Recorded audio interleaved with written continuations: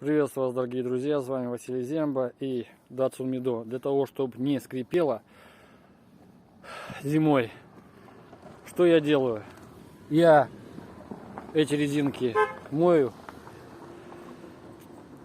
очищаю силиконом, на губку мажу и прохожу все резинки дверей и багажника. Вообще все резинки. Почему я это делаю? Во-первых, если вы заметите вот резинки, там уже, если она скрипит у вас, то она потихонечку трется.